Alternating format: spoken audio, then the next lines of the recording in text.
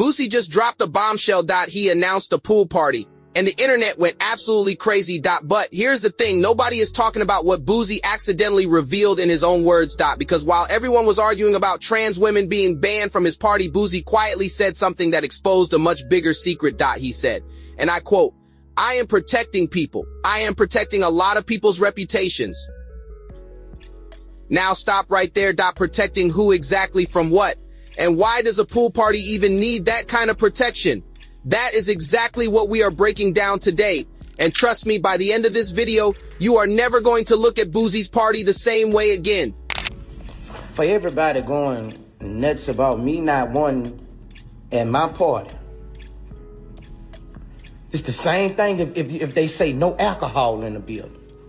Whatever we checking for, it's the same thing as people saying you gotta bring clear bags.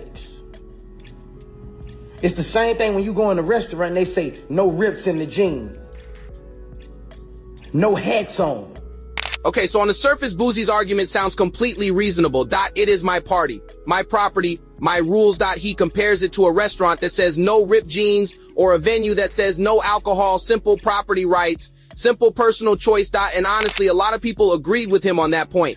When you own something, you set the rule. That is just how it works in America. But here's where Boosie's own words start working against him. Because if this was just about personal preference, if this was just about, I don't want certain people at my party, then why does he keep using the word protection?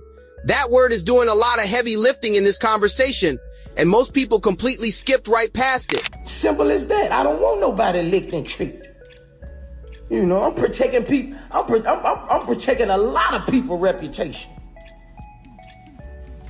And it's my establishment, just like when you go to certain restaurants and you can't wear ripped jeans. Read that again slowly. I am protecting a lot of people's reputation, not one person, not two people. A lot of people. Now think about this for a second. If you are a truly straight man, completely comfortable in who you are, why do you need protection at somebody's pool party? Why does your reputation need defending in that environment? The answer is it does not. A truly straight man does not need that kind of protection. But a man who is living a double life, a man whose public image says one thing but his private life says something completely different, that man needs protection. That man has something to lose. And Boosie just confirmed that multiple men like that are on his guest list. He did not say it directly. He never said it out loud, but his own words told the story. I got real players, real bosses.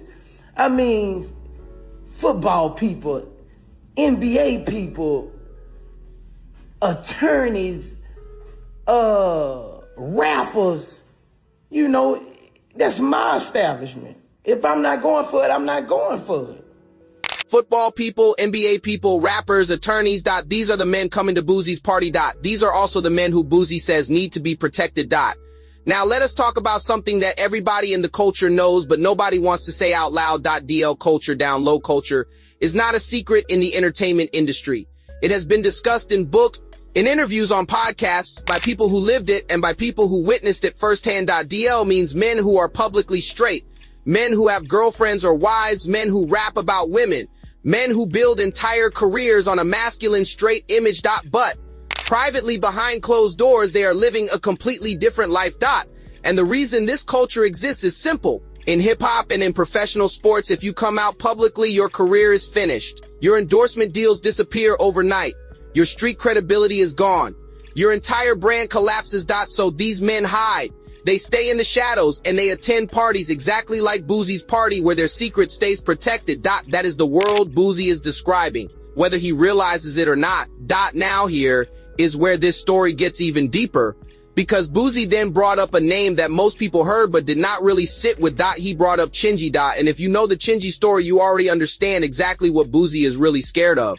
Especially if you're high profile and you're at this party, nobody wants to be Chingy.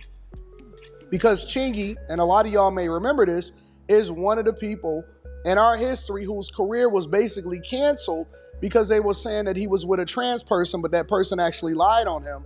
And I don't know why he didn't put a lawsuit on them, because they did absolutely ruin his career. Chingy.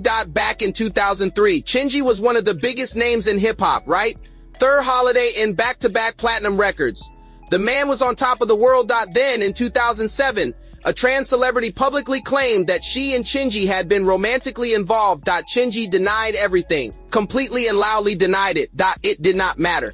The rumor spread, the joke started, the radio stations quietly stopped playing his music, the record label stopped returning calls, the public moved on. One rumor, one claim, one story that Chingy says was completely false. And a career that was worth millions was over. That is the Chingy scenario. And that is exactly what Boosie is trying to prevent at his party. But here is the uncomfortable question that nobody wants to answer.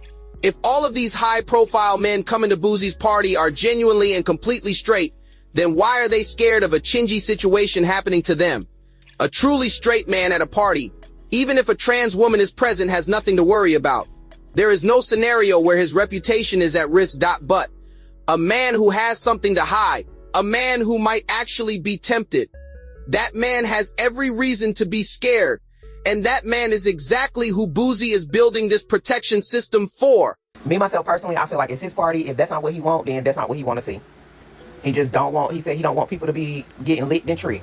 So, he's saying that they're going to be doing thorough checks to make sure that there are no lady men in his party at all. He said he's going to have some big time people there. And, you know, some big time people are doing stuff on the low. Yeah, I get it. But he's saying he's hosting a party as a straight man, and that's not what he want to bring to the party. So if that's what some of those players or some of the people that's coming to his party is looking for. Stop everything. Some big time people are doing stuff on the low. The podcast host just said it out loud.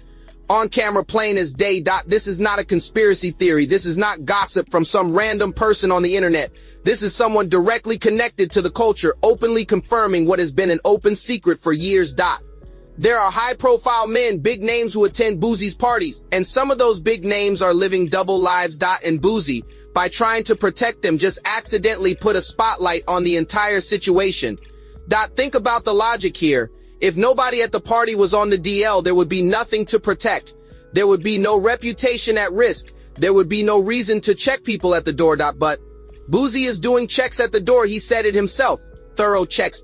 Because he knows what is happening at his own parties. He knows who is on his guest list. And he knows what those people have to lose. The protection is real because the secret is real. You telling me? Hold on 1 second. Is that the G-Unit tank top? I ain't seen one of them in years. With the do-rag and the rope chain, the mini rope chain in the garage. That's crazy. You just had to input your 2 cents on Caleb Williams painting his nails or having his nails painted on the cover of the Madden 27 video game cover. But it's not that deep. I promise you it's not. Now here is where it gets really interesting. In the same exact conversation, Boosie goes off about Caleb Williams. For those who do not know, Caleb Williams is the 2024 NFL Draft #1 overall pick.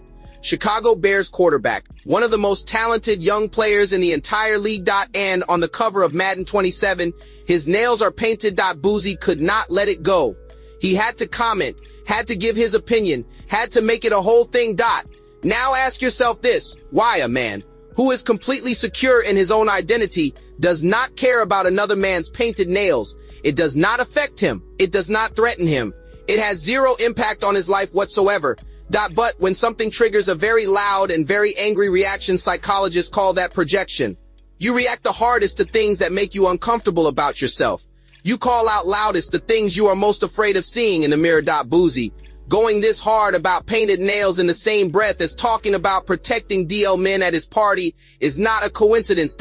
It is a pattern, and patterns tell stories. Your child could be a murderer. They could be a gangbanger. Nah. They can be out in the streets. Nope. They could be just Can't the be biggest hood rat walking, a menace to society. But let your ass be gay. And right here, the podcast host says the most important thing in this entire conversation. Your child can be a murderer that is survivable in certain communities. Your child can be in a gang that is almost respected in certain circles. Your child can be destroying their entire life in the streets. People look the other way. But if your child is gay, finished, done, cooked. This is not just a cultural observation. This is the exact reason why DL culture exists in the first place. This is the soil that grows the secret. This is why men worth millions of dollars still feel like they cannot live their truth. Because the black entertainment industry and sports culture has built a world where being gay is the one unforgivable thing. The the one thing that ends careers, the one thing that costs you everything. So men make a choice. They build a public image. They say the right things. They perform the right masculinity. And behind closed doors, they live completely differently.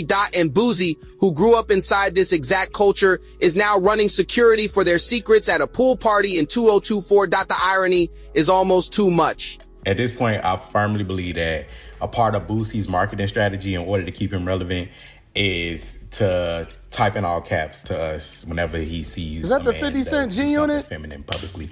Because you telling me. And look, this podcast host makes say a fair point too. Boosie has built a brand around being the loudest anti-gay voice in hip hop. Every few months he says something controversial.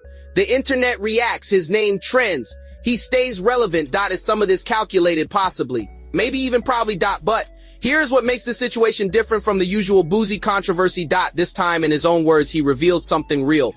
He told us his parties have high-profile guests who need reputation protection. He told us he is doing checks at the door because he knows who is on his guest list and what they have to lose. He personally brought up Chingy, proving his real fear is not trans women themselves, but what an encounter with a trans woman could do to a powerful man's career. And the podcast host confirmed on camera that big names at these events are on the DL. Boosie was not trying to expose anybody. He was trying to protect people. But in trying to protect them, he told us more than he ever should have.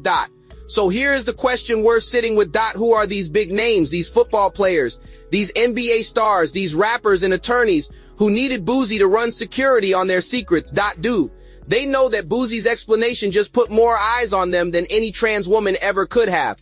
Drop your answer in the comments, because this conversation is just getting started. And if this video made you think you already know what to do,